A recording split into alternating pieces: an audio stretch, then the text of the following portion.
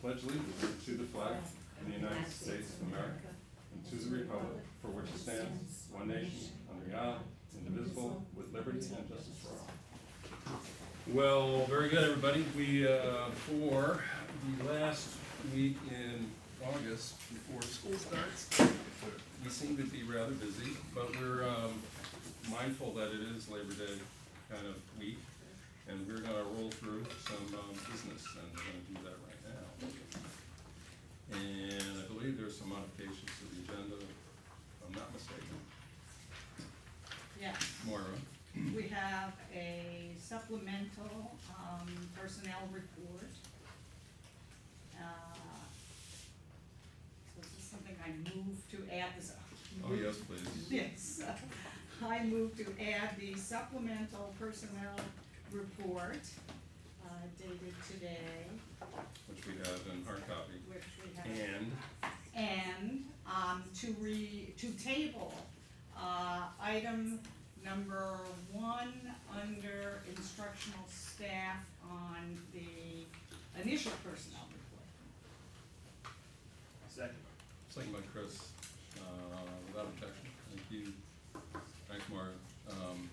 That would be item 7.2, the supplemental personnel report. Sorry, I suppose that you're probably right. Yeah? Yes. That's affirmative, that's a yes. So item 7.2, okay. All right. Sometimes I feel like Bueller, anyone? Help me out, it's like anyone, okay.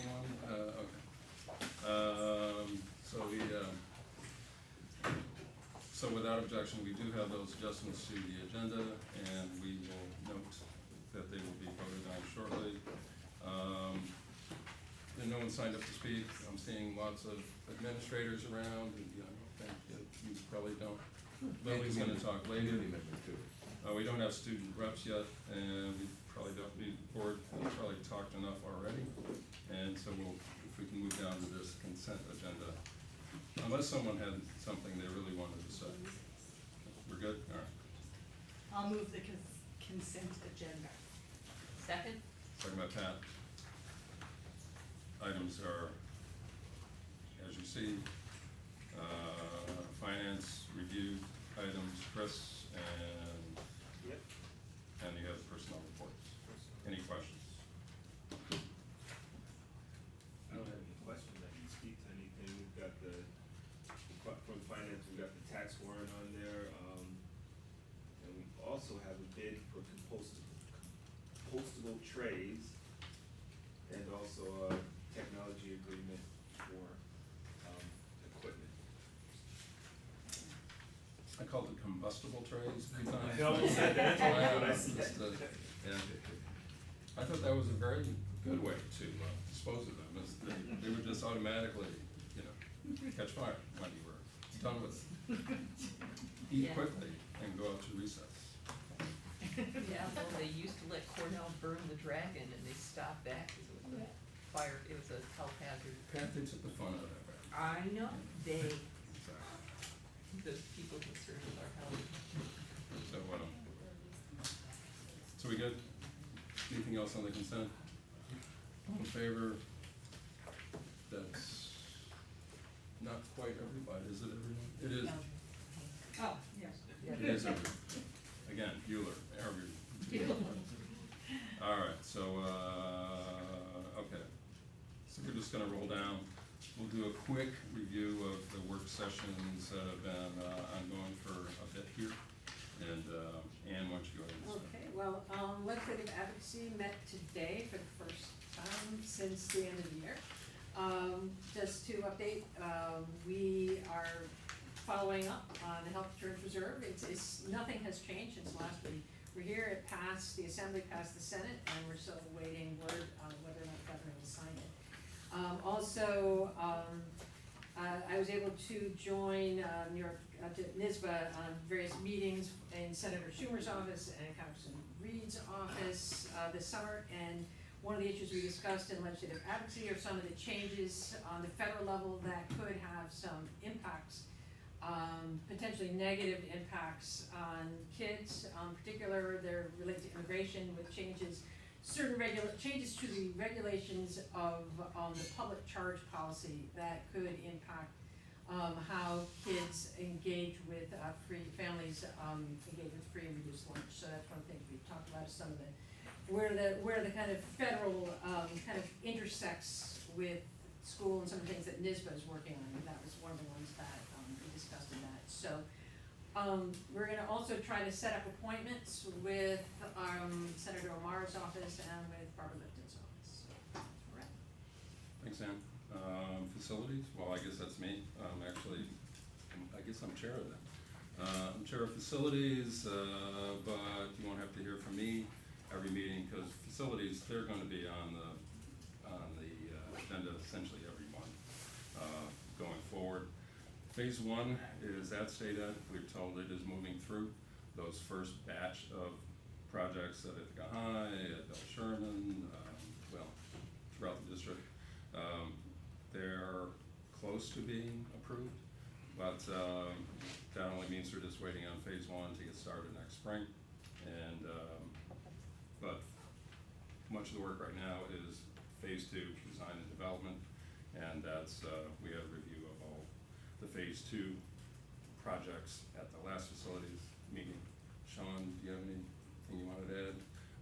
We will get an update. We was going to be tonight, but that got pushed off until next month. So next month we will have an update from Chris, from Tetra Tech, and Amanda and the team about where we are in this facilities process, this ongoing decade-long improvement to the facilities in this district. And so all that work is ongoing. There's a lot of work. Tomorrow, actually, at 1 o'clock, there will be a tour of the Bell Sherman Playground. That's a big piece of the Bell Sherman improvements for phase 2. Also, we're just When's that looking. happening? 1 o'clock Tomorrow. tomorrow. Just doing a walk around to, there's work being done at the big main playground and also in the annex as well. And so we're taking a look at the condition of the playground right now as school starts, and if there's can be things that can be done to control some of the erosion that's occurring. But so that's at 1 o'clock. Just do a little walk about with Chris, Amanda, and the Meeting team. at the big playground, the main one? Yeah. Water likes to flow downhill. Just we discovered that at Bell Sherman, and I think that's and that is the way we will have to improve that in the future. But there will be opportunities as we go forward to do site visits. We really truly have to. In our meetings, we look at plans, we talk, but you have to have good to take you out and look at the sites and see what we're going to be doing. So, finance, Chris, go ahead. Okay, so we covered, originally stated treasurer's report for June, authorization of the tax warrant, also the lease agreements for technology. We discussed and moved, discussed the utility tax, which will be ongoing. Move that up for further discussion for the full board. We also reviewed the end of year fund balance estimate, which still isn't finalized, but we're all the numbers are coming together because there's a lag with that. And then we reviewed the draft of topics for the upcoming calendar year for finance. So big fund in a small amount of time. Exactly. It all happens on one night. And so HR, there's not a chair yet. Not yet. We'll have a chair in our next meeting, which is next week on Tuesday. But we did have a meeting last week, 2 weeks ago. And we got an update on the hiring that had been done and current openings, and we reviewed some tenure recommendations. And curriculum, have they, I guess you've met, I guess? We have met, we met on August 13th, which was shortly after the symposium. And Eldred was elected chair, and we spent the time discussing agenda setting for the year and a certain number of remarks and reflections on the outcomes of the symposium, which I was unfortunately unable to attend because of my pesky day job, but other people were there and had some very productive discussions. So we'll be going forward with looking at social emotional learning, inclusion, and Steve, anti-marginalization, and doing away with oppression, right? That's supposed to be, yeah. Outstanding. And probably policy has something to do with all that, and Sean is policy's doing what policy does. This is for this work session. We'll have to do something around school immunization policy and what are we doing in terms of what's happening around immunizations. And we will be doing a forward of student code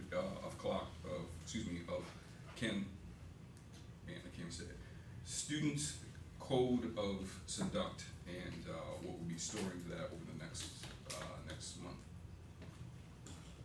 Very good. So, thanks everyone, and Dr. Brown? Thank you for the opportunity, Mr. Anderson. Just two quick items, two I know the board knows about, but I wanna make sure our community knows. We open our year with our annual convocation on Tuesday morning at 8:30, where we'll welcome all of our employees to Culp Auditorium, so we're looking forward to that. After being inspired by Ithaca College's convocation today, I'm looking forward to some fun down here as well on Tuesday. And then on Wednesday, we will have our third annual Leading with Love Walk, and this year will be a bit different than in the past. Previously, we started at Stewart Park, and we walked to Ithaca High School and Culp Auditorium for remarks. This year, we plan to line the sidewalks at Enfield Elementary School.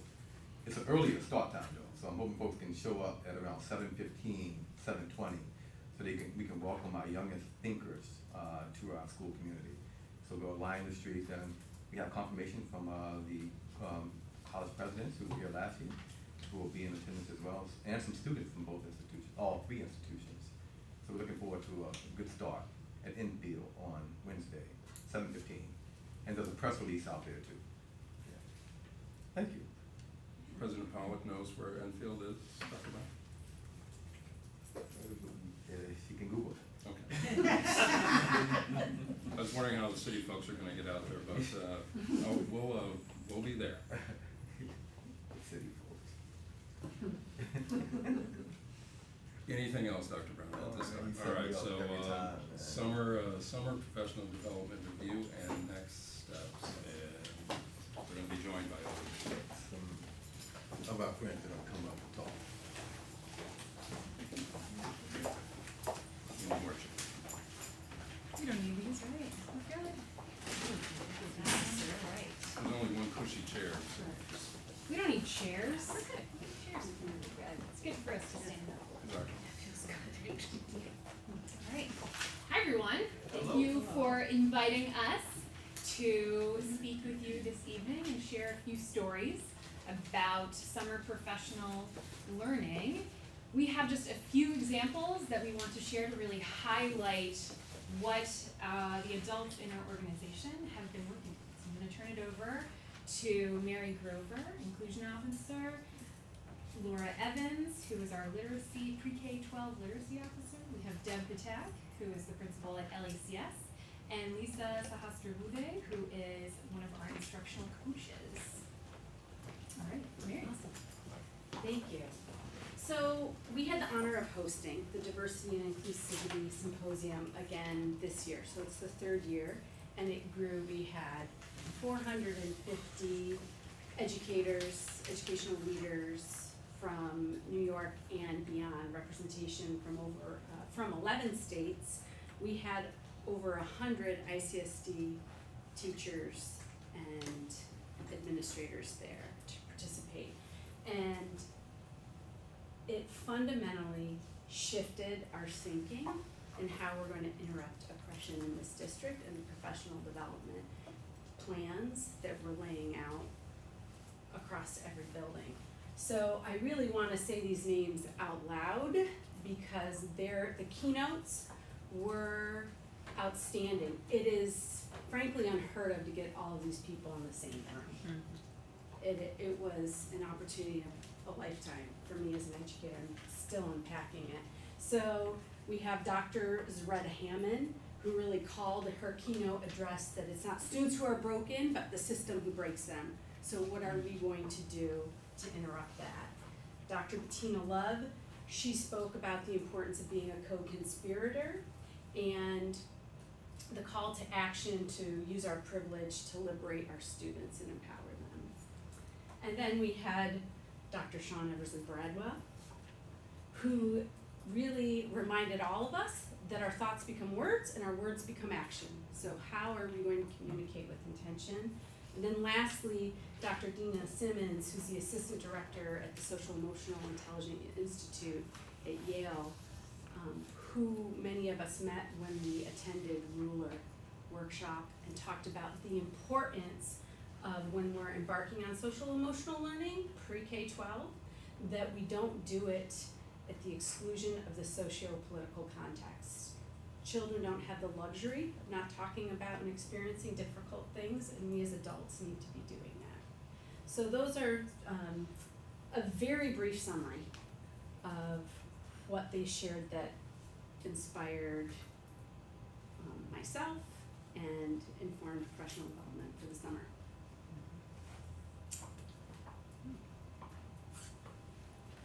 All right, so I'm gonna speak from the administrative standpoint, and I have to say this is one of the first times in a district that the district, in my opinion, has gotten it right and has focused on every person in the room and their personal self-reflection. So often districts try to move the needle and do this work around social emotional learning, around inclusivity, around culturally responsive pedagogy, and they miss the step of our own internal growth and confronting the systems that we are a part of. And it's tricky work to confront a system when you are the system. So it was refreshing to repeatedly have kids at the center of the work and depersonalize, but then go back and personalize and say, what do we need to do? There was some very rich exploration about our individual schools as well as policies and procedures that may be in place that continue to oppress our students or not free up our staff to be able to do the real work. The separation sometimes of our families and how they engage in our institutions. And there were common themes that ran through not only the symposium, but then those themes were linked to the inclusion work that we did with the new instructional coaches and the new master educators. Those themes then ran through our 3-day administrative institute. It took a lot of work and it took a lot of shifting, and I really appreciated it and I learned a tremendous amount. I just want to let you know our learning targets because I think they speak for themselves. And these ran through the day 2 and day 3 of the Administrator Institute after we all participated in the Transformative Symposium. The first was I can identify ways in which our organization is oppressive. I can design ways to keep myself accountable to engage in conflict that disrupts oppression, and I can craft actions which foster love, liberation, and belonging. So there are some continual themes that I just feel very lucky to be a part of.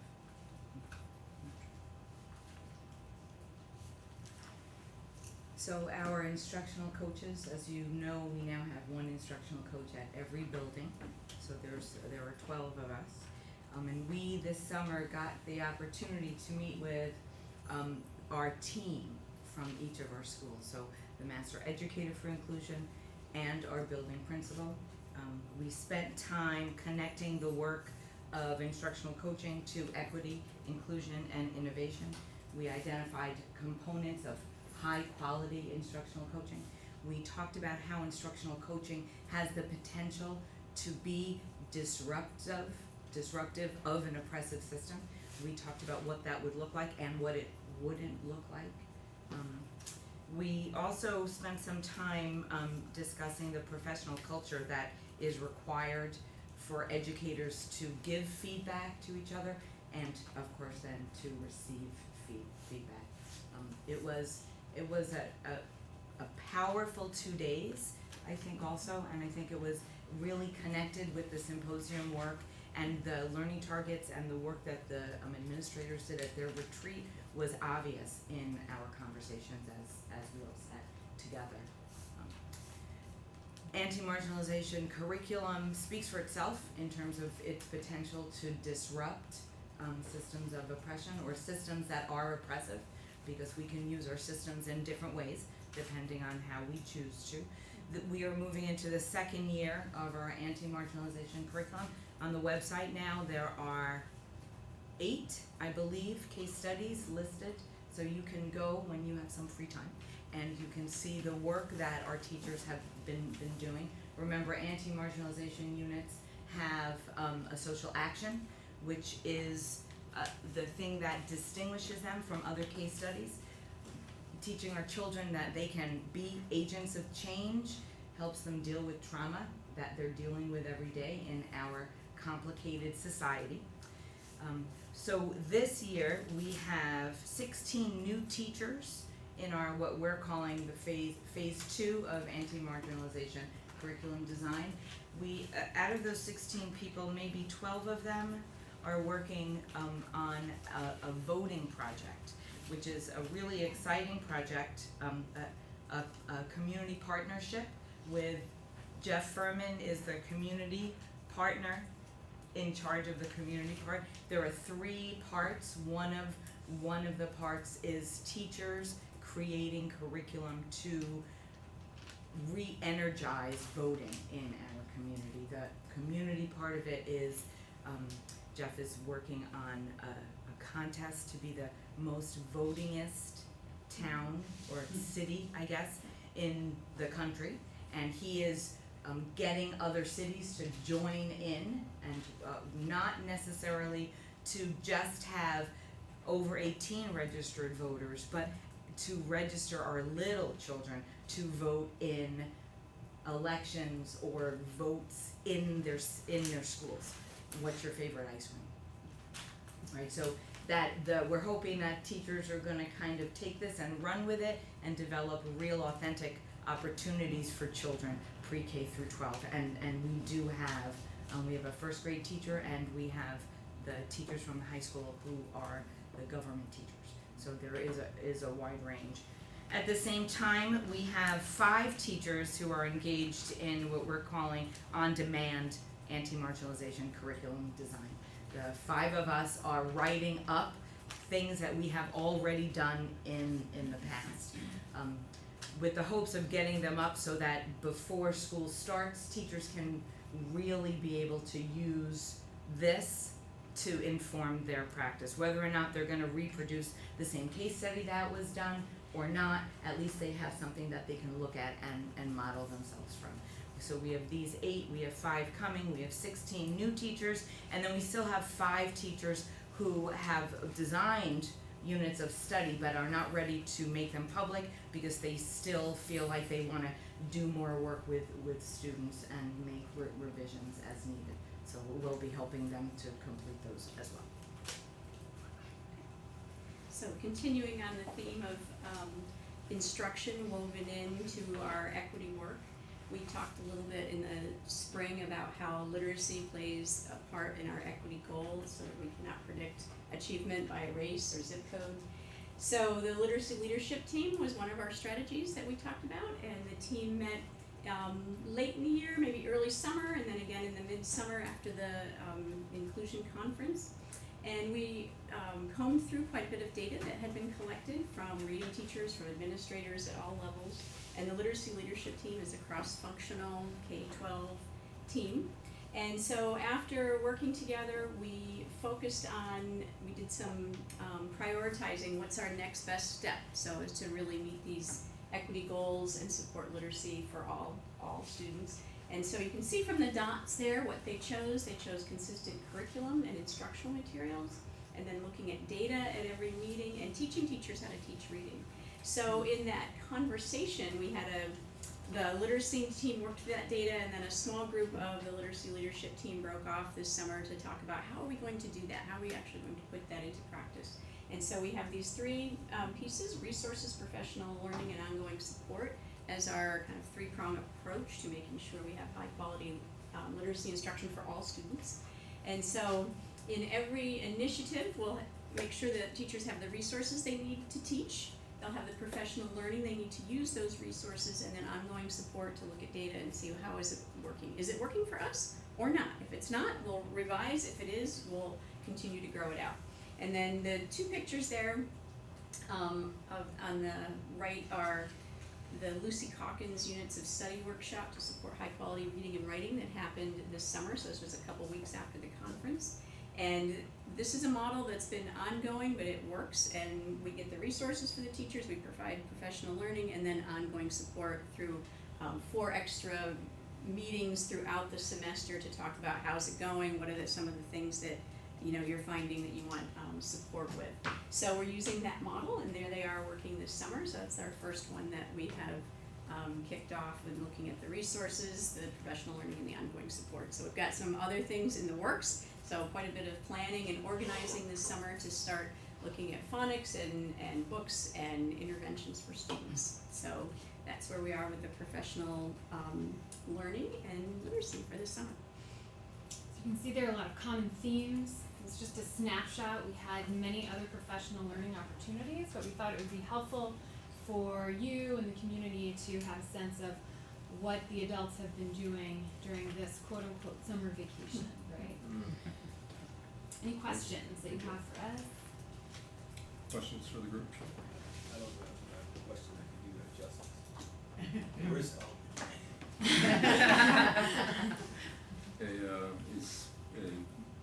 A very simple question, I guess, is how many teachers were involved over the summer?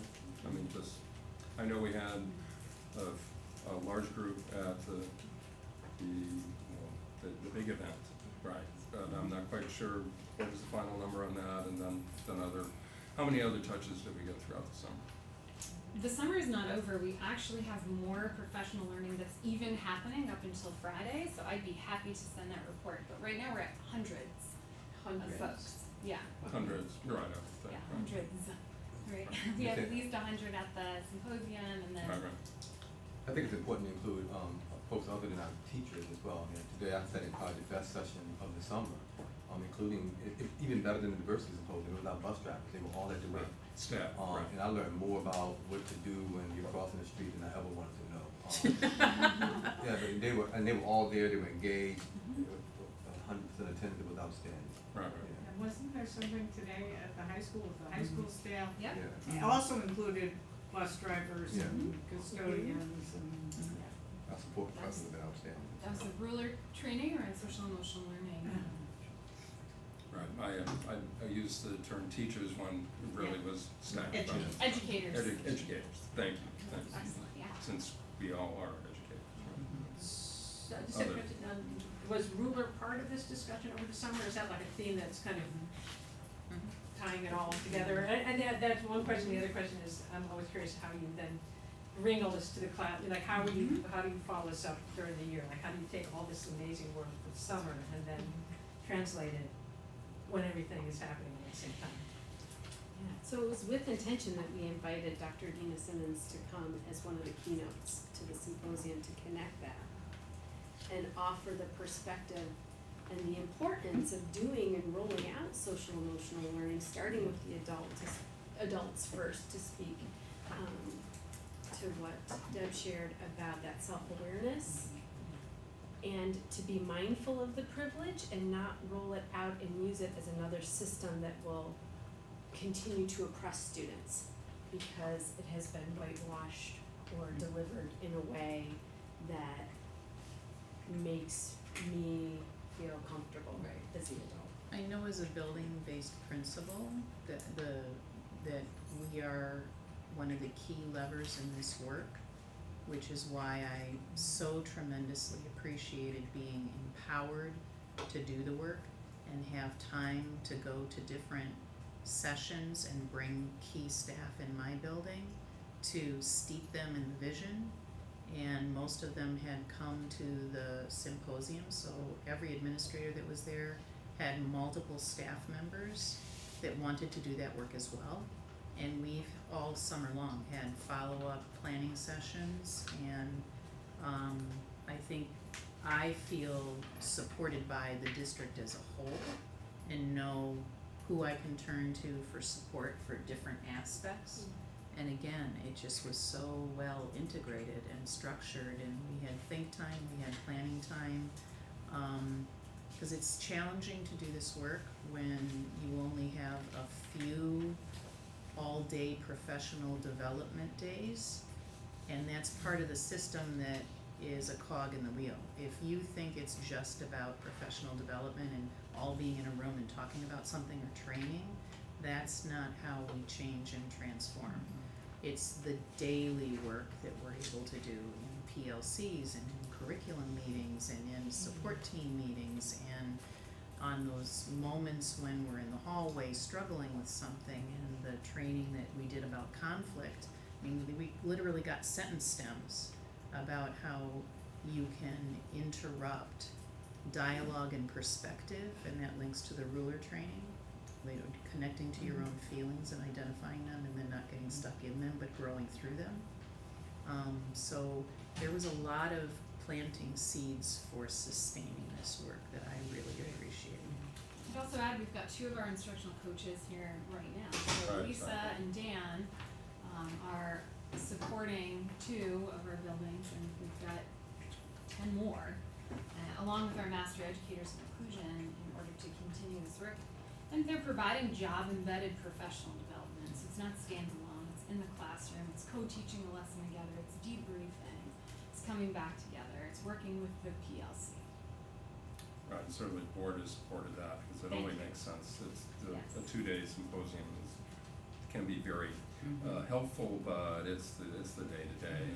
And it's really being, well, improving your game, coaching, being coached up, or just really improving what you do every day is an everyday thing.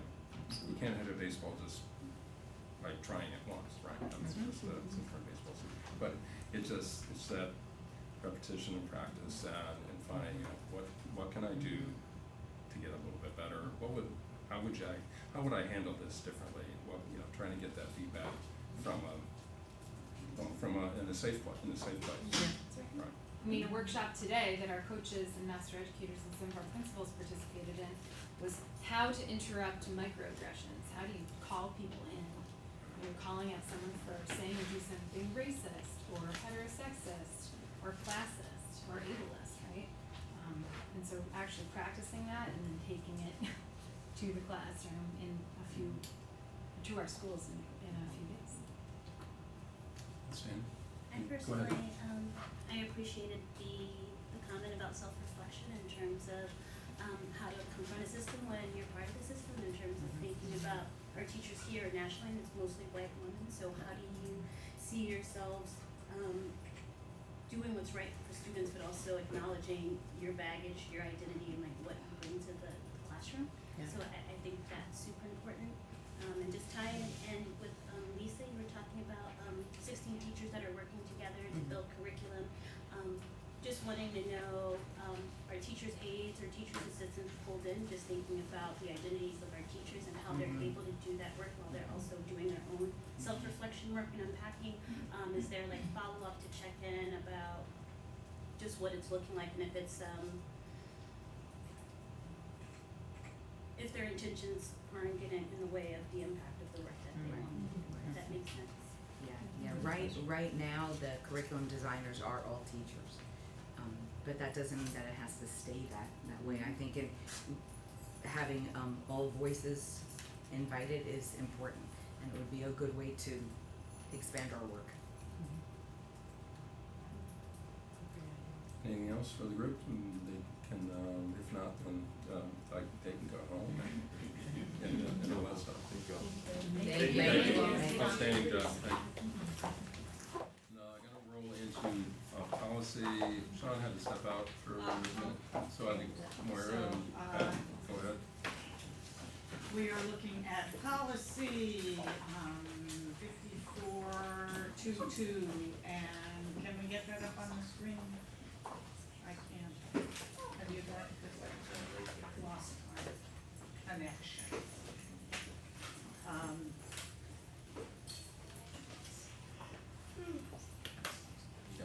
So, yeah, I know, it's like, Cut it yeah, that. Expanded a bit. So I'm a little, I mean, it says on the agenda that we're, moving this for a first reading and adoption, but it sounded like we were talking about it just being a first reading and then it's going back, so. Sure. I should move it for a first reading of the policy. I move it for a first reading. I will second it. Second by Pat. And the title of it is School Immunization Policy, and this is something we revised very recently after the state legislature repealed the provision for religious exemptions from immunization, so it required us to revise the policy. What's here in the first, was the way it was always, and it's, this is all based on, state, health law and education law.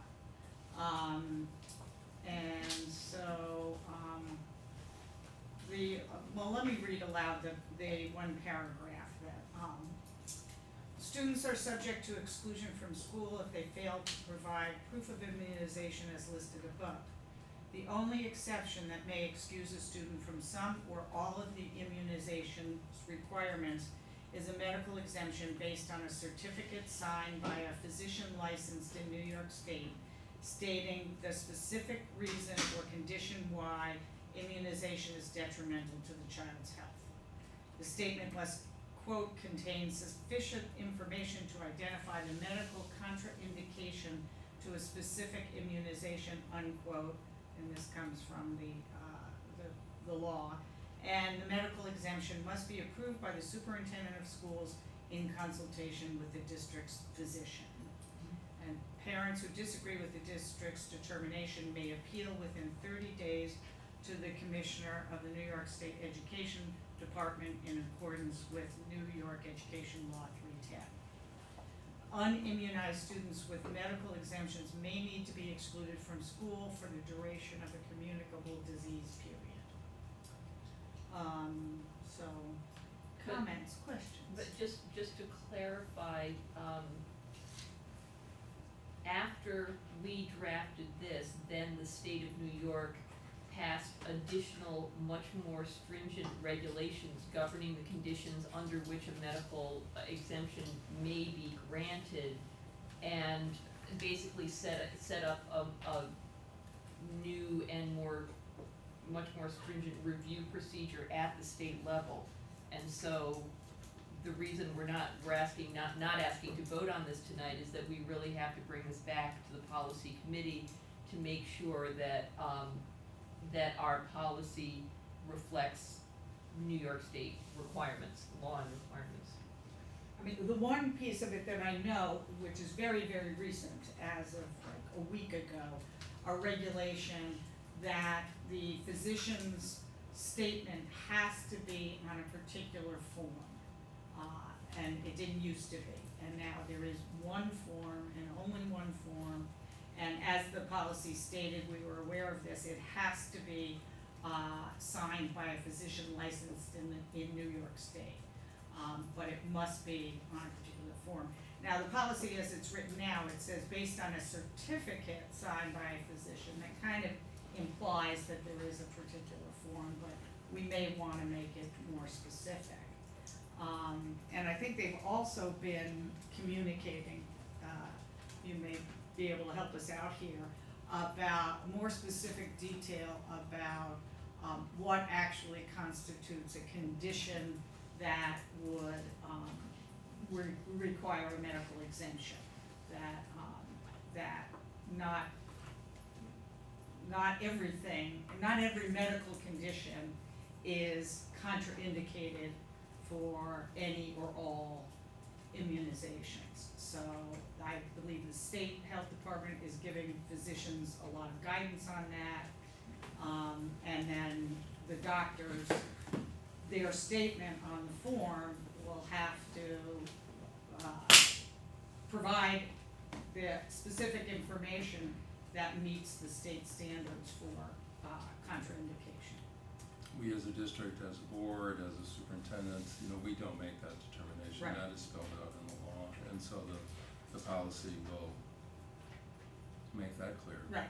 There will be, I believe the policy committee's intent is to fine tune the language a bit more. Yeah. This is Yes. has been moved and seconded for a first reading. First readings Yeah. is basically accepting, yes, we have a draft policy in place, and then any and all edits can happen. Policy is going to meet when? Well, it's the third. First, the third, we're Right, meeting on it's the the third. third. The first week, So, the first yeah. Tuesday of the month, so next week. So So, we'll be Tuesday. addressing this. Between now and then, the state of New York, in its infinite wisdom, can pass new and more, whatever regulations they wish to do. Yeah. So, but we So will, we'll be seeing this again. We'll see this again. but certainly opportunity to comment and, Pat, wanna add anything, anyone else? I will just comment that I could not be happier that the state of New York is taking responsibility for regulating this and taking the decision, the burden of determining truth or falsehood, or appropriateness or lack of appropriateness out of the hands of individual school districts and school boards, and presenting reasonable, scientifically sound standardized measures across the state. That's the first sensible thing I've seen happen with immunization policy since I've been on the board, and I've been enjoying this past week very much.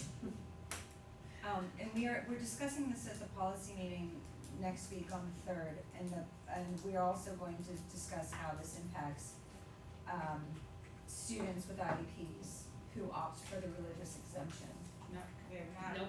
opting, there is no religious exemption. Sorry, I know, but Who still, opt to still claim the homeschool. religious, exactly, who would opt to homeschool, because it is going to impact some of the families, and we This is, are gonna discuss it. I do not believe we are going to extend this policy to cover special education. This is. No, but it was something that we said we will discuss next week in the policy meeting, To discuss, sure. to discuss To it, so discuss. it's open for discussion, and it's open for anyone who wants to come to that discussion, Sure. Yeah. so we wanted to make that clear, Sure. yeah. Discussion of the policies are always open for the most part. Yep. Very few exec sessions, and, Well, I we can't have remember, we've never never had had we an have exec never had session an in exec I know, let's policy. go in secret and do a policy, that's, Yeah, I don't I think, think that that, does not go. doesn't pass. And and also, there has been discussion of the meaning of the 14-day requirement period, whether it has been 14 school days or 14 calendar Right. days, and, the health department, which governs this? They're saying 14 days. 14 days, not Calendar. 14 school days, and that is different than what we have done in the past, and since we are responsible to follow their directives, we may have to clarify that. Right. And I also would add that I happened to read Ithaca Child today, which had an article about this, and they got it totally wrong because they said 14 days before the start of school, which is not right at all.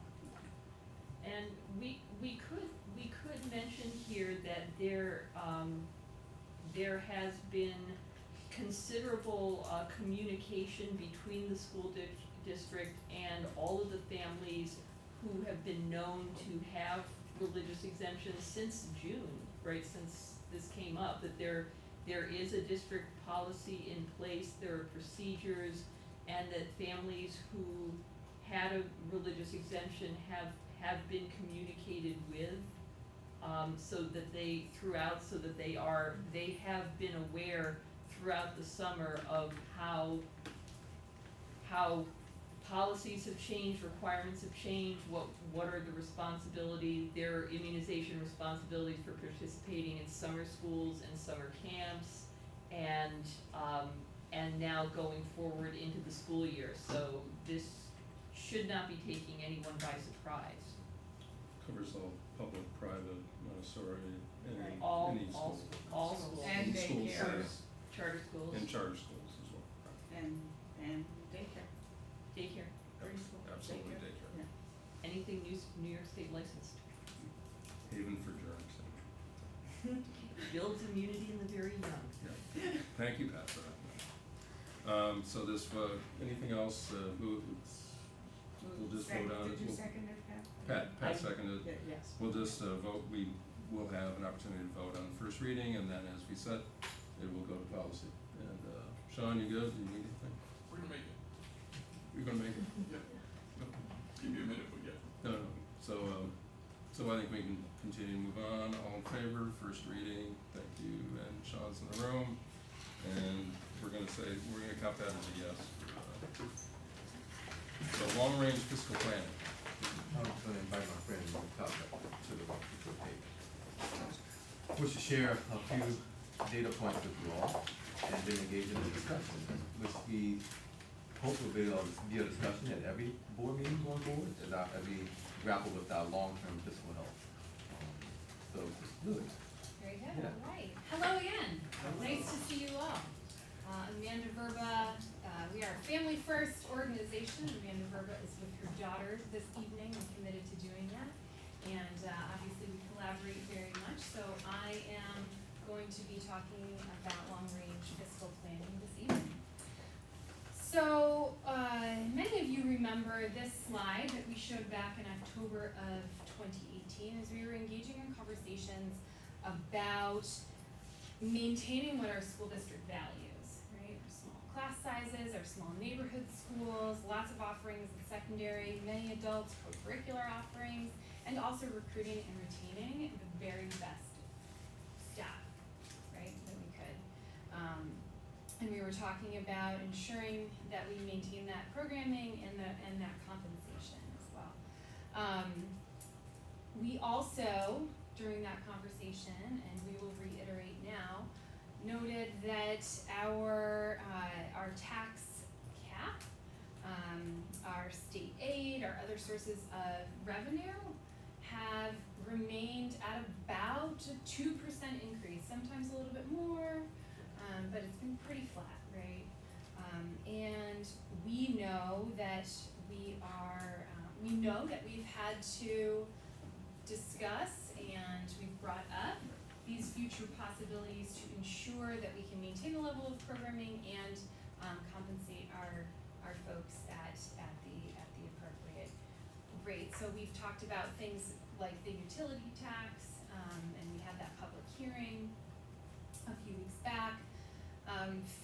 We've noted that the tax cap override is again just a possibility, and that we've done that in years past. We've talked about instructional program evaluation and potential reductions, and the utilization of fund balance. We've talked about those things and we've put those things forward because of the next slide. Tricia, if you wouldn't mind, thank you so much. Because our revenue and expenditure lines are separating, right? And they're continuing, and we put this slide up before we actually have now negotiated contracts. So this expenditure line is clearer, right, given those contract agreements. And with the revenue set at about 2% moving forward, we wanted to give folks an opportunity to engage in that conversation and obviously engage with us in that conversation, and ask questions. If for some reason I do not know an answer, I absolutely will write it down and get that to you. We'll make sure that that's clear as well. Dr. Brown, is there anything you wanted to add? no, I'm looking forward to the dialogue, the ongoing dialogue. Some of the feedback we heard at the public hearing most recently was that some of the information that we're grappling with was a surprise to our community. We wanna do everything we can to engage the community in two-way dialogue so that this is not a surprise. These images and slides are the same images we shared in October of 2018, and we shared on four other occasions, including the recommendation for budget for this 2019-2020 school year. So the conversation about our expenditures far outpacing our revenue has been one in New York State for the last decade. We have done some very creative, I would say, some commendable things to bend that curve. Some early retirement incentives, early in my career we did here. The shift to a self-funding healthcare plan bended the curve a little bit. Program reductions, we did significant program reductions back in 2015, I believe. And we've added some of those, one of that was the elimination of 4 pre-K classes, for example. And we slowly added some of those back. So we've done everything on the first slide as far as what can we do to bend the cost curve. We've done those and others. We have engaged in the conversation about a utility tax on several occasions. We have exceeded the tax cap on one other occasion. So these strategies are things we've been talking about, and I hope that our community engages with us in an ongoing way.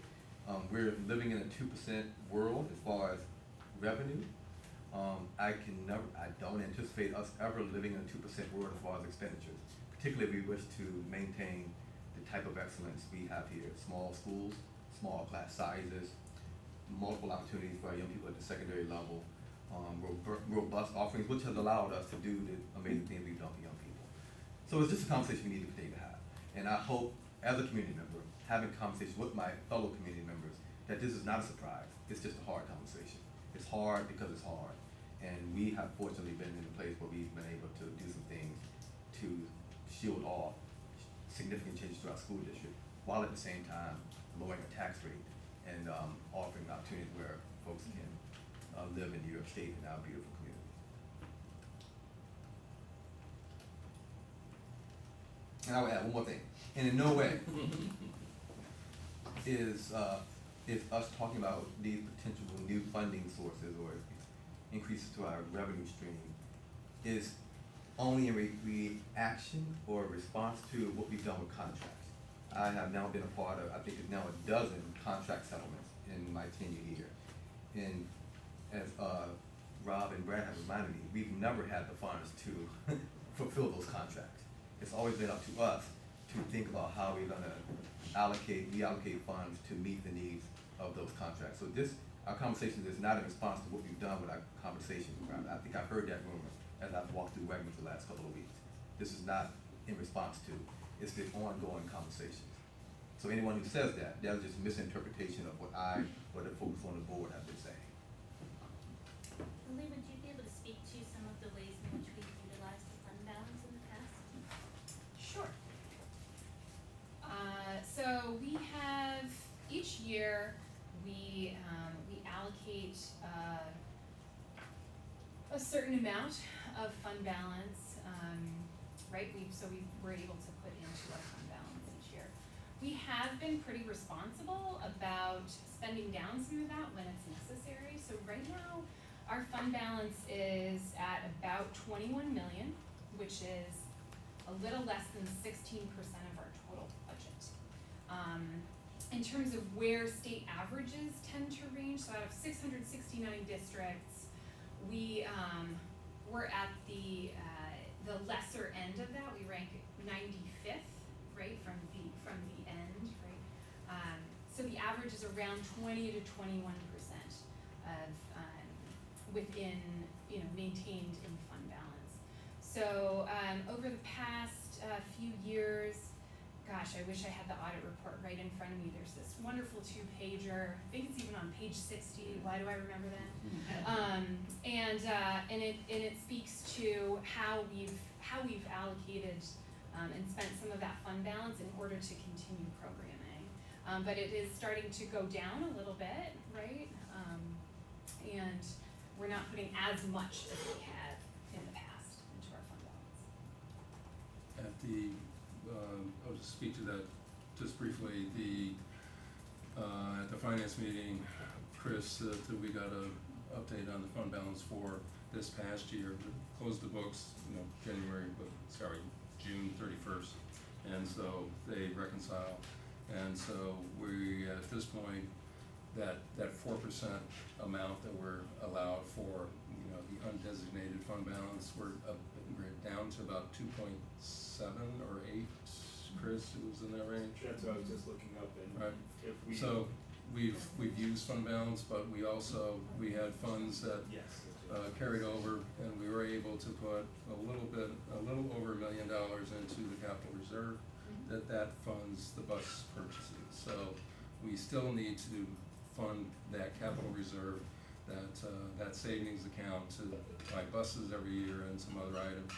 But we took that bus expenditure out of the operating budget, probably it had to be 10 years ago. And so we've been able to manage through this process, keeping the bus purchases out of the operating budget. It's something that we use for 10 or 11, sometimes 12 years, and don't cash that. So we took it to capital, and so the operating budget does indeed go to staff and keeping the lights on and other things. But and keeping capital and operating budget and operating budget. So we are diminishing that legal fund balance that we are allowed to have, and frankly we should have, because there's always emergencies that come up through the year, and that we need some funds if we need to fill a slot, or we need whatever, that just those expenses that occurred that are unanticipated. And go ahead, Nicole. I just wonder, one of the things that adds to this, and I think it sometimes gets lost, is the issue of state mandates. And Doesn't get lost on us. No, and I wonder if either of you want to talk to the kind of some of the one of the questions that comes up a lot is like, and all these administrators, what are the administrators doing? And one of the things I know that you guys deal with a lot actually are fulfilling a lot of reporting mandates, or just keeping track of data and things like that. So I wonder if you want to talk about any of those and any new ones that have maybe come to the district in recent past. Sure. Unfunded. And some of them are really great, and we welcome them, such as the social emotional learning curriculum requirement that came from the state last year. We were thrilled about that. However, it came with no funding. No funding. Right? So implementing that meant we had to use our operating budget in order to engage in the work that we have with our educators around the ruler training and development as well. Another one has been reporting around the Elementary and Secondary Schools Act, or ESSA, which you may hear about, which has really changed a lot of our reporting requirements. We now report by school. We have to track different things, so we've had to develop different systems in order to ensure that we can do that. Obviously that takes time and person power. So those are two examples that I just immediately think of when you say that. And there are other administrators on this. It's important to remind our community that the administrative ranks includes our principals and assistant principals. That's the largest portion of our administrative ranks. And every school in our community wishes to have a principal. We had a conversation briefly about shared principalships, and that didn't go very far. But every school has a principal, and many of our schools have assistant principals as well. Other administrative roles, I'm thinking of one that's in result to unfunded mandates. Just APPR, which is something that's been new since I've been in New York State. APPR, evaluation system, in the way in which we report our annual data, grades 3 through 8 test scores, computer-based testing. Lynn Vandenberg, who is worth her weight in gold, is outstanding. She's an administrator, she's our evaluation officer, and she does the work of 3 people. When in Virginia, we had a department which I led that had 15 people to do what she's doing by herself. And we have an online electronic report card that the entire country checks out as a model. So we have an administrator, yes, that administrator is doing some stuff that's allowing us to meet the needs of our community and young people. And as I think about the other administrators outside of our buildings, we're looking at many of them in this room now. Mary Grover, Laura Evans, myself, Bob and Kieran. So when we talk about administrative ranks, and we'll share a document in the near future, maybe at the next meeting we just go through the total number of administrators we have in our school district and how that number has shifted over the last 10 years. And what I'll propose to you is that, it's rather flat. We made some adjustments to, some positions from the ITA to administrative ranks. The Master Educator for Inclusion is an example, which caused some increases, but as far as cost increases, it was an overall cost neutral initiative for the district. But I think it's important for us to have that conversation while having a conversation about unfunded mandates, what administrative support provide. Dr. G. I have so many comments and thoughts about this, but just getting back to the fund balance, just a reminder that that is like a savings account, and when you take something out of savings and you don't have the income to put it back, then that's gone, and you can't fund ongoing expenses with a one-time pot of money. And I'm just going to reminisce back to when we moved into this fair community back in the 90s, and there were a set of legislatures on the county board who had a large pot of money from a tobacco settlement, millions and millions of dollars, and what they did was they just kept adding on program after program after program, and they kept saying, we're spending down the fund balance, we're spending down the fund balance. And I'm just reading this thinking, what happens when the fund balance is gone? When the fund balance was gone, they said, oh, we have all these wonderful programs that we don't want to cut, so they raised county taxes by 28% the same year our house got reassessed, and we were looking at a multi-$1,000 addition to our tax bill. But the county budget, people don't get to go out and vote on, legislators just do it. And so,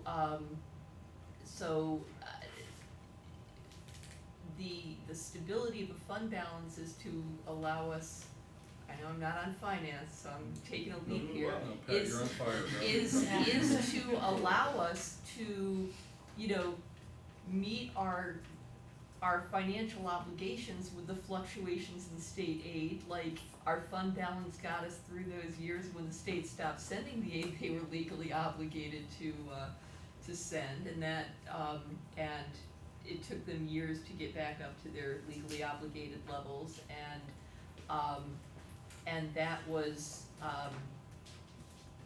we had to use fund balance money to shelter the district from potentially disastrous cuts, and our fund balance went down, and then the state audited us, and they called me up at work and said, your fund balance is pretty low, what's wrong with you? And I said, well, your state withheld $15 million from us, what's wrong with you? And I gotta add, where we spent down fund balance from 23 million to 9 million during that process. And that credit goes to the person who's at home watching, Brad Granger, who just sent that factoid to me. Okay. I didn't remember that, that was coming from. And the state said that fund balance was dangerously low. Of course, Yeah, our governor 9 hates million. it when anyone has any money. Amanda mentioned in our finance meeting last week that because our fund balance is lower and the percentages in the twos, our rating is lower, which means our interest rates will then be higher, and that's a big risk because then the money that we have for the capital projects Doesn't go as far? doesn't go as far. So there are dangers there. Our rating has not changed yet, but Right. it's an ongoing process that we're always measured. Every day is an audition, Dr. Mark. So, I knew that. and to that point, it is, well, you mentioned those years when you expected a state aid amount, and then in January we get the state aid run, and we had the number, and then the gap elimination adjustment was at the bottom, and it was $5 million less than that year. And so we had contractual obligations to all our unions, and that's why we say that we're never quite sure what Albany's gonna do in any given year. The state aid is state aid. We are not a high needs district because we are locally supported. The vast majority of our revenue and our support for this district comes from our local taxpayer. And that's why we're always very, very, very thankful for that, but also we have to be aware of that social contract. We are in partnership with our community here. And so when we're looking at various options, we have an obligation to make sure the community is well aware of what we're dealing with, and also what our possible solutions may be.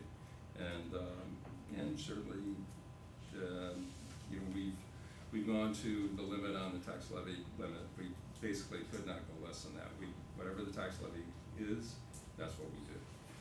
The tax base and the tax rate, that is totally different. We do not control that. It has gone down over the last 4 years because we have more development. There is more development to come. So it's really very hard to say 5 years from now, what will that delta be between the revenue line, expense line. We know it can't look like that because that means we are insolvent. So there's no fund balance and we can't we can't pay everybody if the lines look like that. So over time, this board and this administration, this community is going to have to figure out how much of that 145 or that 136, where is that number going to be in what we spend for one of the outstanding school districts in the country. So what does it cost to do that? Well, we've got a pretty good idea what it costs to do that. For the support for all our staff and support for kids, and our basis is what is a child's experience every day when they come into this district, and what does it take to make sure that their needs are being met, and that's a dollar amount. And for New York State, it's high. For us, we have different expectations than many districts, and we've never apologized for that. We've always tried to figure this out, but we need to do it with, we have to involve the community with this process and still do what we do. So, Packwood. I wanted to make elaborate on a comment that Dr. Brown made, because I think that a lot of times it gets lost in the larger discussion when you mentioned that the community has made a lot of choices, including smaller schools and smaller classes. So in a community of this size, we have 12 schools. We have 8 elementary schools. We have 2 middle schools. We have a high school. We have an alternative middle high school. And that whether it's a choice, that we never chose to consolidate the Johnson City School District where my husband grew up, closed all of their neighborhood elementary schools and put one big long building on the top of the hill next to the high school. And that can result in some efficiencies of scale for fewer administrators, fewer art teachers, fewer librarians, fewer music teachers, less support staff. But at this point, would changes in the physical structure of the Ithaca City School District even be feasible if it were desired? So. That's a rhetorical. Oh, I'm Oh, no, I know. I would like you wanted me to answer, but I mean, Right. you're talking about Yeah. significant change with significant building and significant capital cost. Is that even a route we could ever go down? See, I feel compelled to answer, but I will, the caveat for everyone at home, this is not a recommendation. The last time a superintendent spoke to this, it came off as a recommendation and a lot happened. I'm not recommending this, but we did do the study back in 2012, and I can dust it off, it's in my office, where we looked at what would happen if we looked to consolidate buildings here, and what the savings would be. There are a couple of options that would result in some significant savings, and that would look like us going to more of a 5, 6, 7, 8 combination at the middle schools and doing K-4. It would look like a different arrangement, but look like us also closing a couple of our smallest elementary buildings. So that, I can dust it off, I can't remember the exact findings, but we did the study, and the one savings would be some significant shifting in the way in which we group our young people. And we didn't bring it forward even as an informational item at the time because it was something that we could not even begin to think about wanting to do at that point. These But- consultants are out of town, I see. Yeah, they're long gone. That's what I mean. But it They don't helped, live here, right? it helped Yeah. stop the conversation about closing one or two of our elementary schools, would that generate significant savings, and that would not happen. Yeah, and just to that, I was not on the board at this time, but I know that many years ago it came up in relationship to Fall Creek Elementary School, and it did not go over well, because what was found out within minutes of this was that, of it even being on the table, is just how much people value the communities that are connected to these schools. It's not, we're not just, I think that's the thing, is that schools are more than just schools. They're communities too, and they're one of the anchors of our communities and anchors of our neighborhoods and anchors of our neighborhood groups and how we relate to each other. And and I think one of the things that in doing legislative advocacy is I begin to think a lot about school and about how much broader they are as institutions in terms of all the kinds of issues that people deal with, such as hunger, everything. It comes home to roost in our schools. And we're one of the institutions that really are in a position to really work with that and work with young kids. And these young kids really are our future. So I think when we think about that, we have to think about it as what a broad mission it really is. And so anyway, that's Right, well, to Pat's point, and, well, I mean, I would also ask, is Johnson City better off the way they went than if they had their neighborhood schools? And, that's impossible to say, but.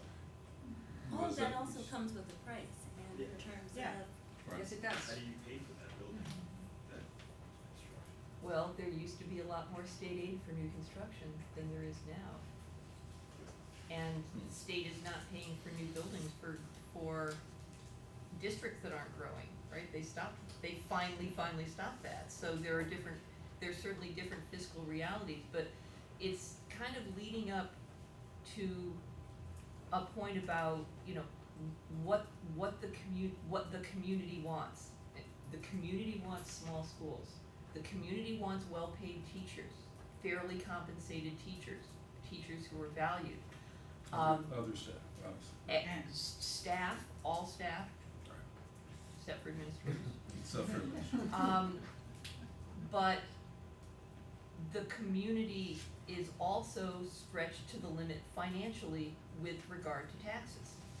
And the Republican tax plan did not help. We lost a lot of deductions. A lot of people lost property deductions, state and local tax deductions. So we've got a line going up and a line going up a lot less. And I wanna say that this really does have to be a real conversation about what goes up on the bottom and what comes down at the top, because I do not believe that families owning property and paying taxes and raising families and being retired in this district have the means to bring it up, the bottom line up to the top through additional taxes. And when the last time we overrode the tax cap, we had the gap elimination adjustment, we had a number of years of declining revenues, and the tax cap was a fairly new idea, and after our district and a few other districts overrode the tax cap, Andrew Cuomo came in and slapped on some significant fiscal penalties for any community that dared to override his tax cap.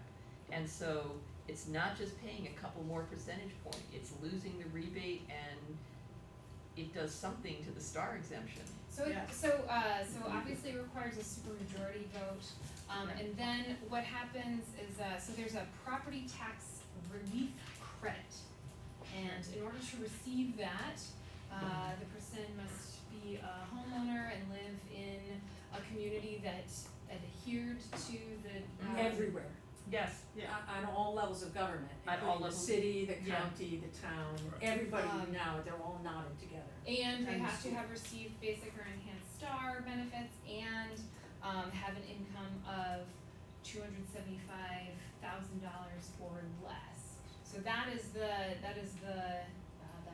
potential impact, right, in terms of losing that credit. Well, But it's based on the amount of star that folks get, based on income, so there's a percentage. But people aren't losing their star in addition, But it's there- just the well, property there- tax relief. Well, just the property tax relief credit for my family would have been about $300, and that's not money that goes to the school, that's money that just gets lost to our family in addition to everything else and goes to Albany and doesn't help anybody. And as long as that remains there, I could not in my conscience vote to support an override of the tax cap. It's cruel. And that's a huge detriment to one of the quote tools in our arsenal, but I don't believe any family who understands that that is the consequence of overriding the tax cap is gonna say, oh yes, in addition to my tax increase, I'm going to voluntarily give up several $100s additionally to just send it to Albany over an ideal. And I think we have to be realistic about this, all of us. It is expensive to buy a home in Tompkins County, it's expensive to maintain a home. It's an expensive place to live. A lot of people can't even get to that point.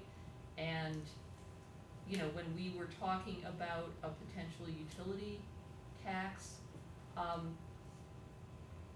this month, that would be an extra $1.50 for me. I could support that.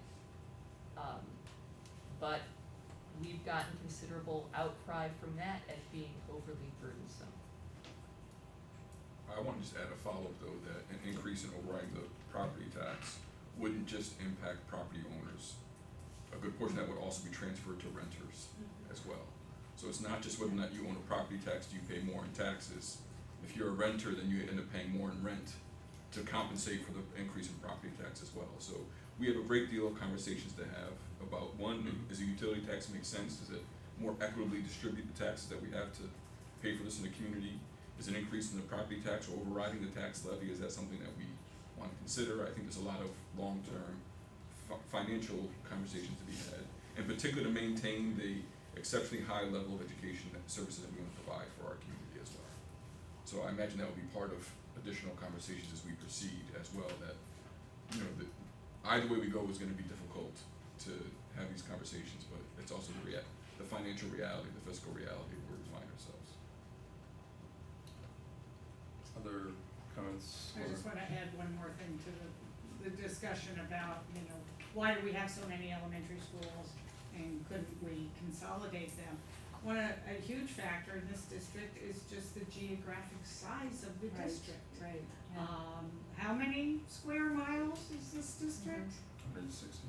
160 square miles. There's a lake in the way too. And there's a lake in the way. Pointed out. And railroad tracks. And railroad tracks. I just want to say too that our demographics, our population actually, unlike every other, many other districts in this part of the world, has actually stayed constant and even gone up a little bit. So it's not like some school districts are actually losing quite a lot of population, and then that's a different conversation.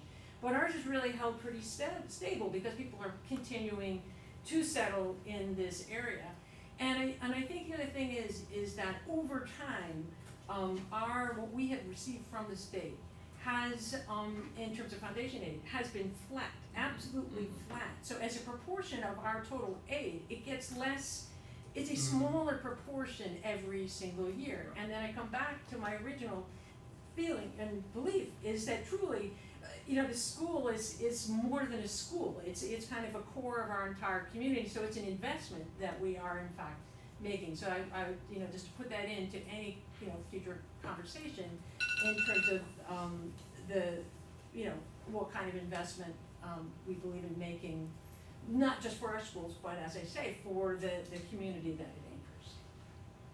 I imagine this is going to come up at some point in time of conversation as well, that we also have two of our major employers who are exempt from some of the taxes. We know that they make voluntary contributions, but I'm quite sure that's going to be another conversation about whether or not the largest employer in the county pays additional or a request for additional funds, or the third largest employer in the county if they also provide some additional funds. So that's been an ongoing conversation we've had for a number of years. I imagine given the delta, we may have to have that conversation again and reach out to some of our local partners. That would be interesting. Yeah. I wasn't looking at you as I said that, but I was looking at you as I said that. That would be. But I think my point is that we may all feel one way and lots of people may feel another way, but I don't think that it's a uniform belief, Absolutely. you know, voters are, the people who are going to make the decision, there are a lot of divergent opinions about, how, a lot of misinformation, but a lot of divergent opinions about how the money is spent. And I got onto this board to make education as great as it could be for every child, and our finance committee and our budget director and our superintendent, of course, have done an amazing job getting the absolute best results with the resources we have. And we looked at this projection a few years ago, and we crossed the streams with the tax cap override and judicious planning. But a lot of things have changed. I think neighborhood schools are wonderful too, but it creates an enormous overhead in all kinds of, not only administrators and teachers, but also, class size, because all the schools are so small. And I'm not saying we should consolidate, I'm not saying that, I'm saying that this choice is an expensive choice. It is an expensive choice. And a majority or supermajority of the voters would have to agree with that to a point that they would have to be more altruistic financially than they've ever been asked to be before, because it would be a big hit, not just a little hit, a big hit. Do you plan on engaging in community conversations around long-term fiscal planning as well? Did I miss that? Did I already discuss? Yes, and we're gonna be planning those. We plan to sit down this week and next week to start to put those on the calendar. And if I may, as we go into those conversations, it'll be important to know what direction or what information the board, we're starting here with you all. Is there a direction you wish to provide us as staff, right now at this point, or some thinking, or some additional information? We've been admiring this chart and these potential, options for several years now. And we're getting to a delta point where we as a team need to start planning, not long range, but short term. To close this gap sooner than later. So I guess I am asking, before we go out and meet with the divergent opinions, which we know very well, where are we? And is there something you want to be informed with, or wish for us to start to recommend, or to even influence? If you were to pick one of those options right now, my team would rally to help our community understand why we are choosing to go in that particular direction. And we can educate on all of them, which we've been doing, and we've seen how that's played out. But I guess I am asking, and maybe it's not tonight, but at some point, I would humbly ask for some direction from you all. I would only provide or offer that if we all think one solution is the end-all, fix-all to that, I think that's probably not going to be. So I think you're looking at a multi-pronged approach to, yes, I think that's what we've always done. Again, this is not anything new. We've been doing this for 12 years, decade here. And when we deal with the finances, it's how many different ways can we take a look at this? How many ways can we save on energy, save on insurance, save on the here and there? But also, how can we generate some revenue? And revenue may come from places we do not anticipate yet. So it's gonna be multi-pronged. So there's not one solution, there's a combination of. So we look forward to your recommendations on that as well. We're the unpaid volunteers here, so I just want to point that out. Let's stress the unpaid. Yeah. Can I add can we send to the chair of the finance committee various data points that we think may be informative to the community? just to get a sort of a long term, so we're not just sort of saying this is what's happening in 2019-20, but here's what it was 5 years ago or 10 years ago. Things like, we've had this brief conversation, percentage of our administration budget as compared to the total budget, things of that, right? Retirement costs, energy costs, things that we've done to make sure to control our energy costs. I think some of those data points will be important for our community to have part of this conversation. So can we all just send those data points to Chris as the chair of the committee to discuss it? Next finance committee? And ongoing And discussions. Ongoing, Right.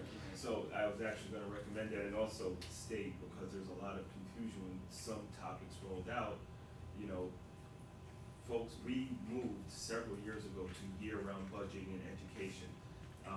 Those conversations start in committee meetings. This one happens to start in finance. And then it gets moved to the bigger board, comes up for public conversation and discussion. Nothing changed. We've always done that. I really wanna stress that. And committee meetings have lots of conversations and topic discussion and dissecting of things. Now, certain things need to be brought up and discussed to the broader, you know, public. However, nothing has changed in how we operated with our policy conversations. And so I know certain things get lost and certain folks can't attend, and we'll definitely make every effort to share information. But nothing, in no way, shape, or form does that mean we're trying to hide anything. And I wanna put that out there. Yes, and our goal, Amanda, Dr. Brown and I discussed really, you know, we talked about a multi-pronged approach. What steps we've taken to really reduce costs, mitigate expenses, identify revenue. I remember budget conversation, we were talking about renting out space and facilities use and how to generate, you know, revenue from there. So this has always been an ongoing conversation, so more to follow. Pat's on fire, go ahead. Well, Uh-oh. you sound like my husband when I say, honey, I've got an idea. Well, you folded your arms I've been well. thinking. Okay, I'll take the plunge. We have two sources of additional revenue that were proposed. We have the utility tax and we have a potential for a tax cap override. Given, I don't think either of them can leverage enough to close that gap, without adjustments on the spending side. But given the costs and the pain of a tax cap override and what that would cost homeowners versus the utility tax, I think that is a much broader and less painful tax that is taking little bits of money every month and not many hundreds of dollars. And I remember the chair of our legislative action committee being concerned after that last meeting that if we don't act quickly rather than slowly to make a decision, if we think we're going to do it, if we don't do it sooner rather than later, that window might close.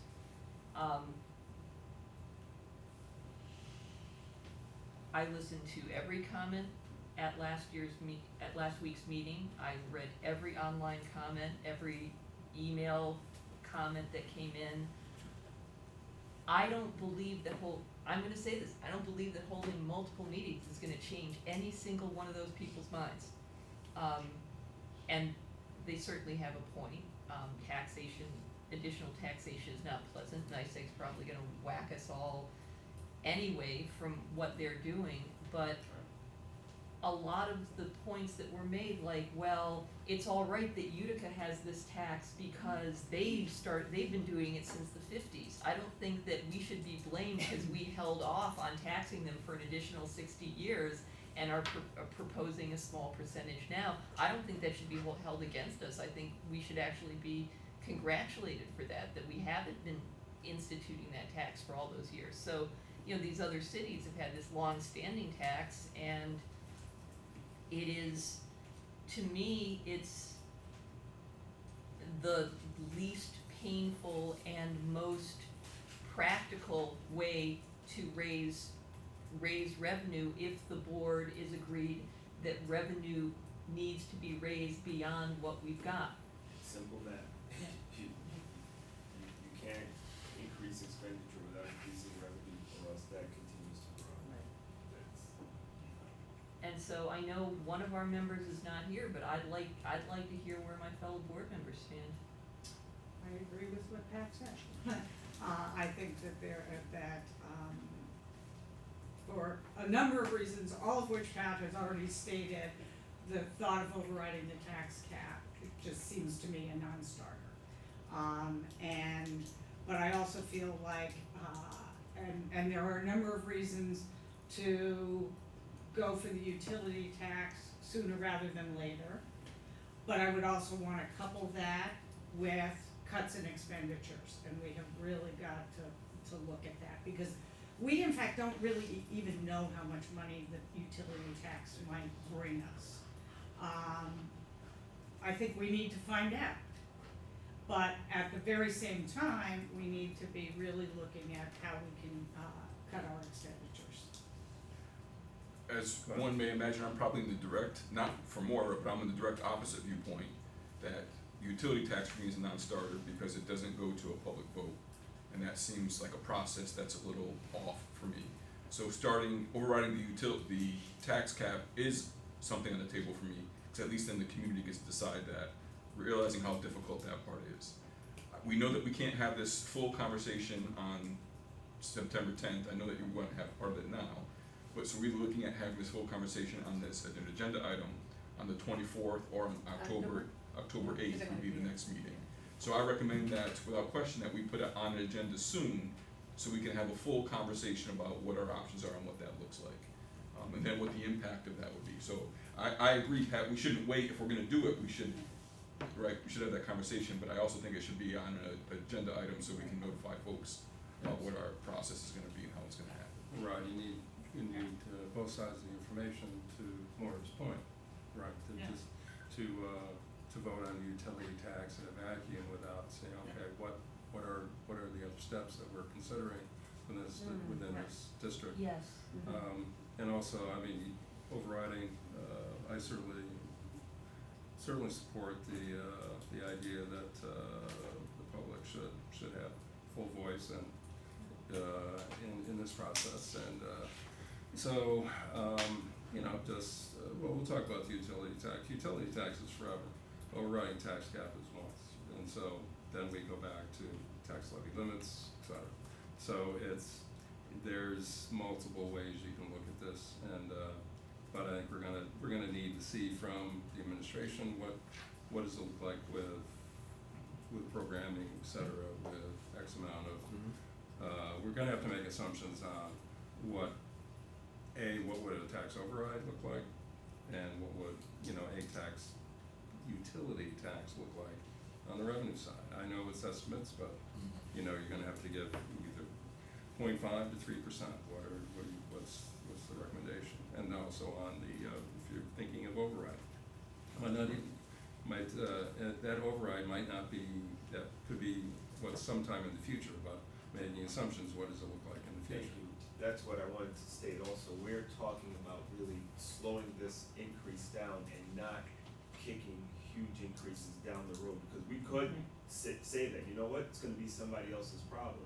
While we do have longstanding board members here, not all of us are gonna be here forever. So we are saying we wanna address this, have this conversation now, and mitigate the increases as much as possible. We could turn a blind eye and kick it down the road, which we are choosing not to do. Right, but we want to do this in the light of day. Thank you. This would be very, we can make our wishes known that everybody knows about it, but we will do this in the light of day. It won't be, on a off Tuesday that nobody was quite aware of that we were taking a vote on any one of these items, so it's gonna be part of our ongoing process here. I think it's important also, we're asking a lot of the public to do their taxes, and Dr. Brown, you asked earlier, what should you do?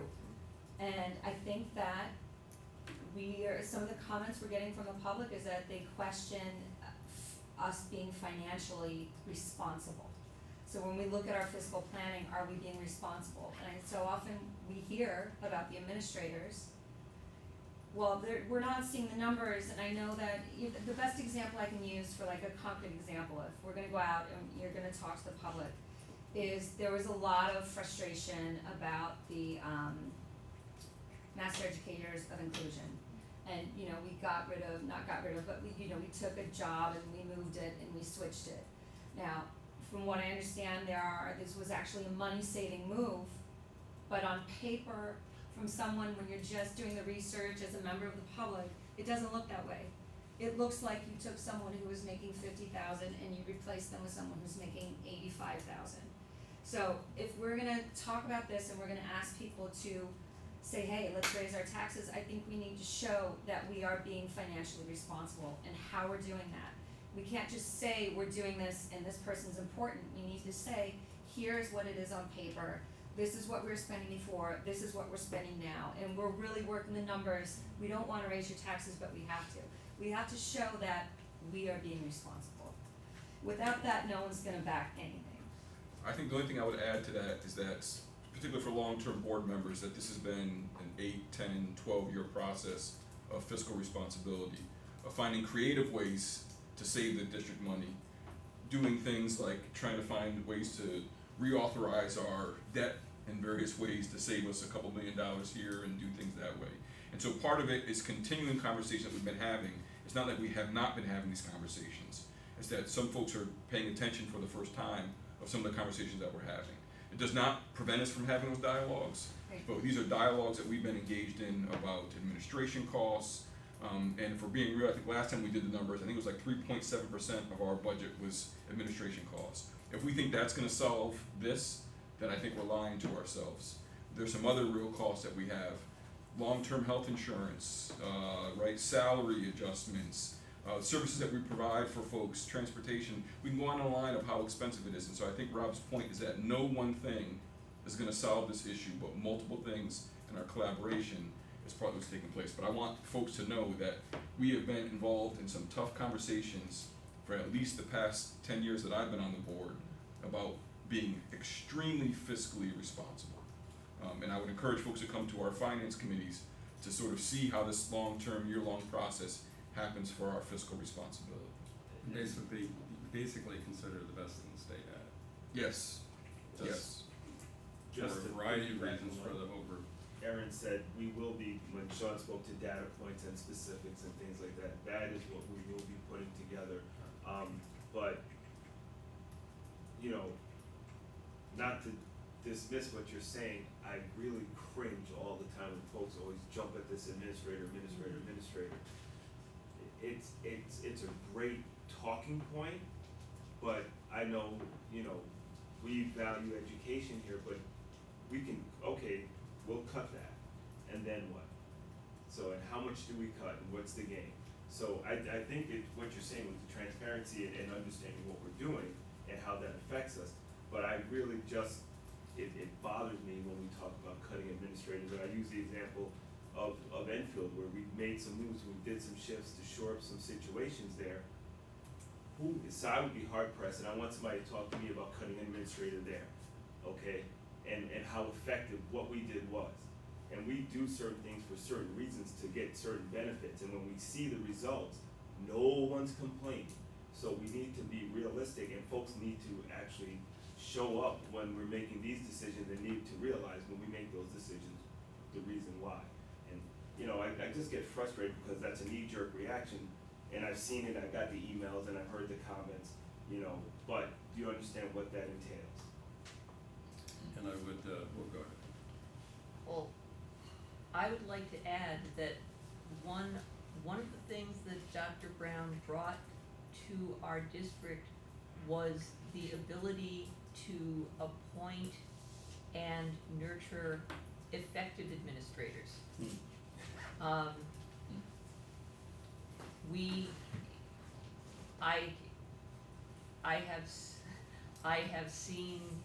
I've known a lot of people come and go through this district, and I do think that, let's just say we are getting our money's worth in the amount of good work and hard work and dedication that your team is bringing, both in the central level and in the school level. And people can say, oh, you know, oh, she's drunk the Kool-Aid or whatever, but I haven't. If I didn't see it, I wouldn't be saying it. And if I were seeing waste, I'd be calling out waste. And if I were seeing laziness, I'd be calling out laziness. Because I saw a lot of it in this district in the decades before you got here. And we need people, but we need revenue and we need control of cost. Go ahead, Mark. I too have seen a lot of administrators in this district, having worked here for 25 years. And I think central administration is often the target for a lot of people to say, what the hell do they do? Because the average person doesn't see up close what they do. You know, and they know their building principal, you know, they know their kids' teachers, but they don't really know what happens in central administration. And I would say in the years when I was teaching here, I often thought, what do those people do? And part of it was that some of the people that Pat was talking about maybe weren't doing very much. But in the years that I've been on the board, I totally concur with what Pat has been saying, that I see what they're doing, I see that they have vision, I see that they are coordinating their efforts to fulfilling a vision. But it's understandable that that isn't right in the public's vision or in their awareness on a regular basis. Just, all right, and Just to pick up on that point in terms of central administration, that, to go back to my very first question, is that there's a lot of mandated things that come down from both the state and federal government. And it's in the central office a lot of times that you're processing those mandates. And many of those mandates are really great, but they just don't come with any financial support. And I think one of the things that I've liked is the fact that for many of the mandates, you've taken them and then done something constructive with them. You know, you didn't just check off the box. Especially with this one with like the, you know, figuring out the building level, you know, resources. You know, that was a huge unfunded mandate that came both from the state and from the federal government.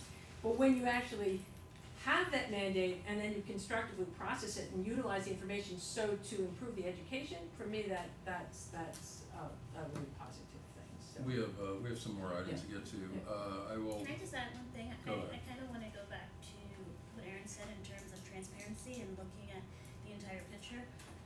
I think we have some great people within our administration, but I think we also have to be really clear that some of our teachers are people that are picking up the paper and reading about teachers who are saying they're not getting paid enough, and then seeing administrators that are getting paid 2.5 or more.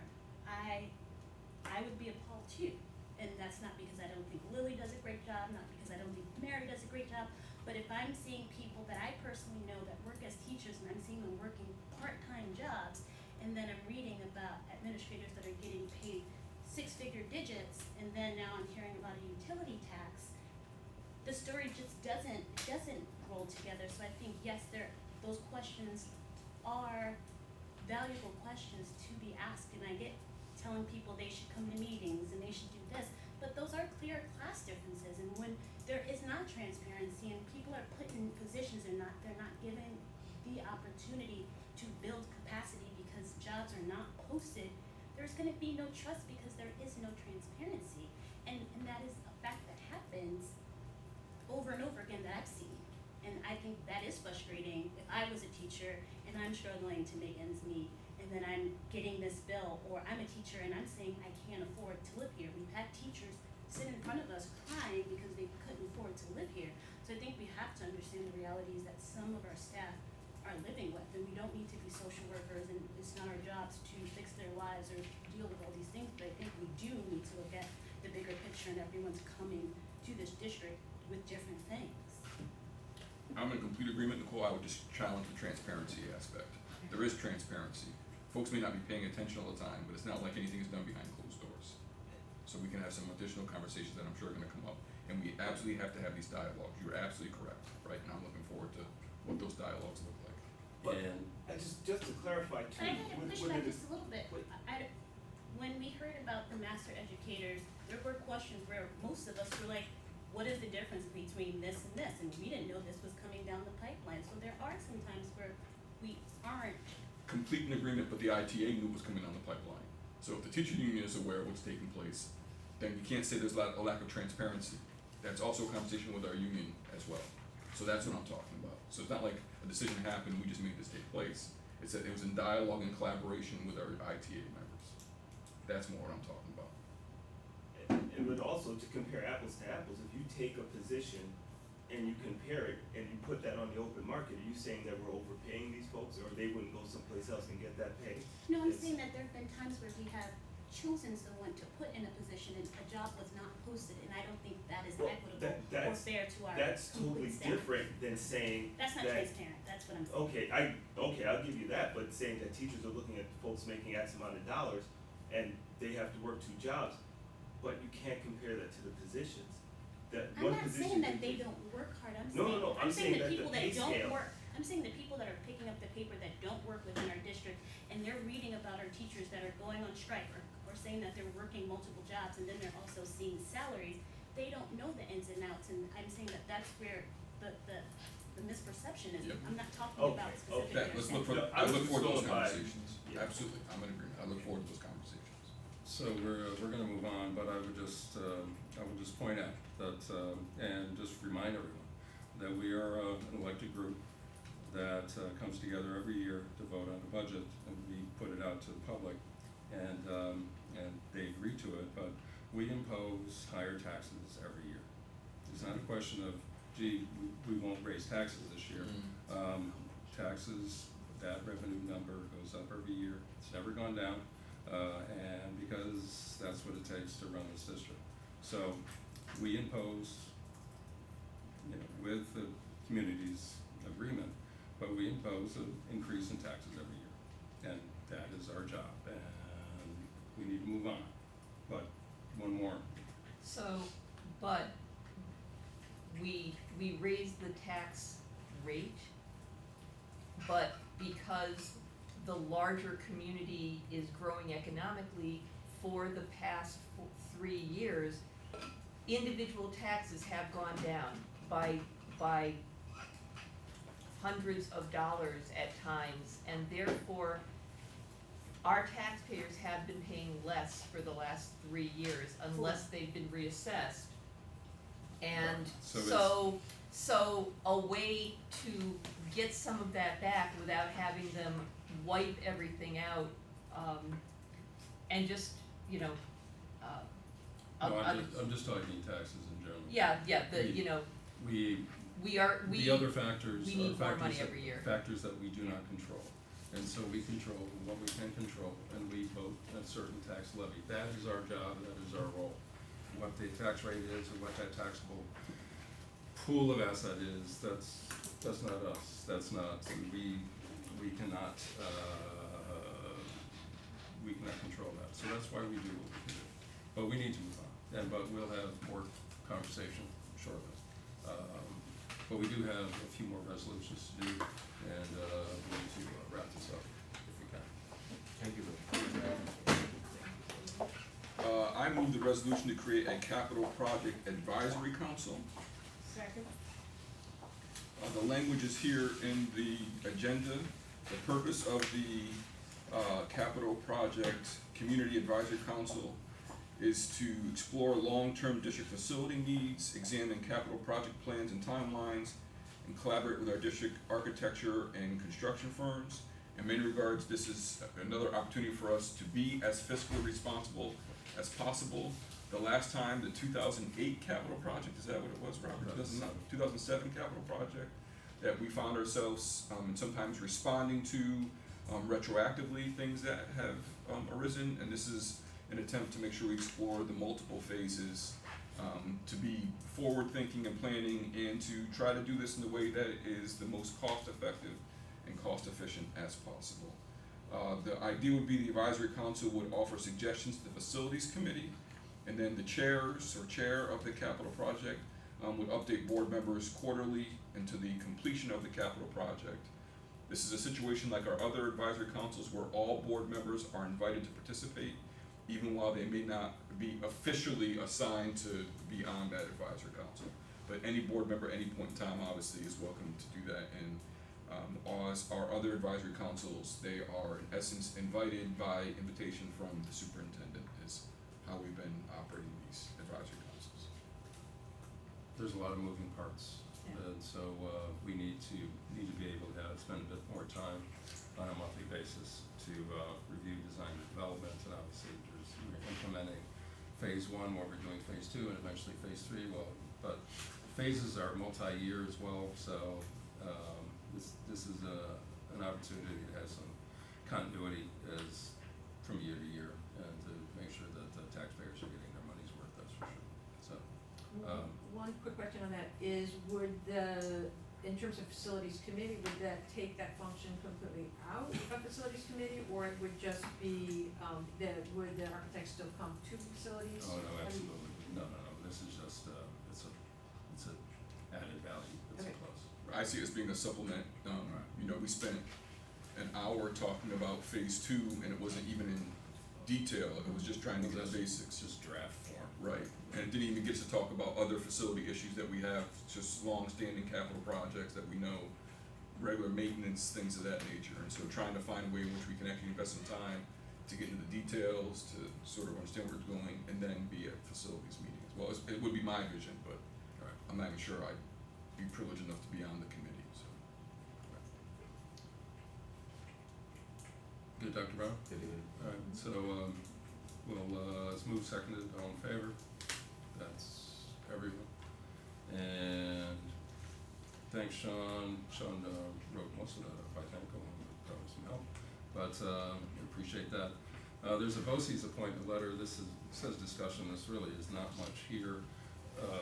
It was in your Dropbox. Douglas Ann Land from Trumansburg's been on the board forever. Well, not forever, but and part of the BOCES board for a long, long time.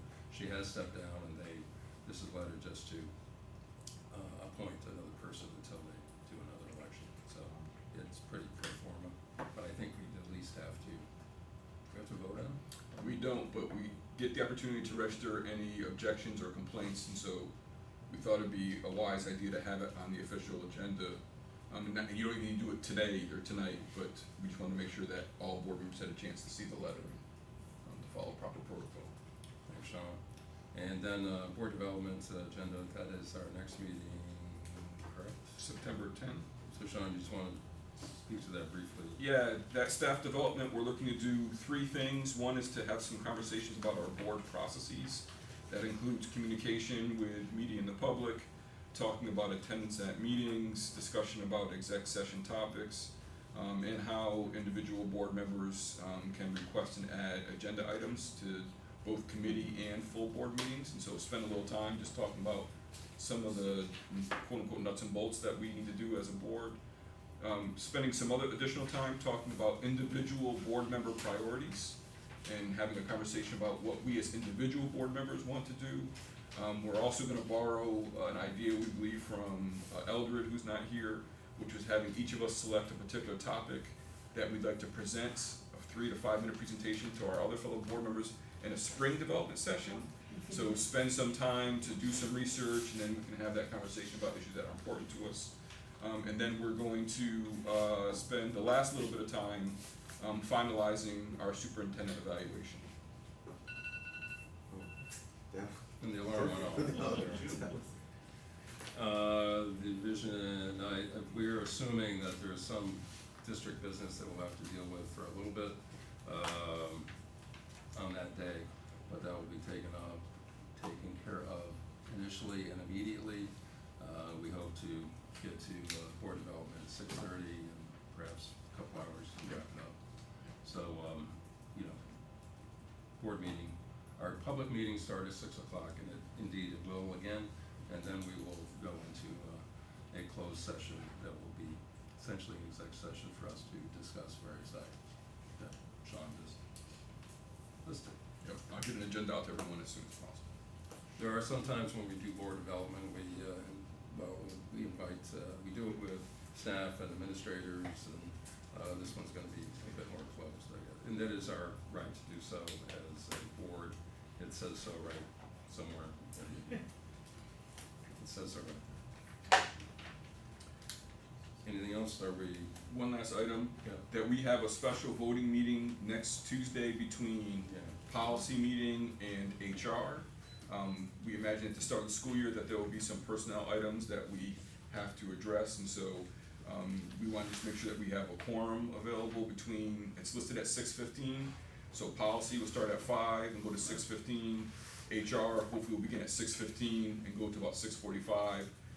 If we may need to go to exec, we'll take care of that and have that conversation, but we're hoping that we will have a quorum to be able to, vote on folks that would need to start Yeah. that day. Yeah. And this is also nothing new, but we have appointees, new people coming in, and just to make sure we can get them on board as quickly as possible, no lag time before the start of school, so, Well said, Chris. thank you. Good process. Anything else, Dr. Rout, anything else to add? No, sir. Okay, good, it's a good conversation, and we'll have more, so thank you.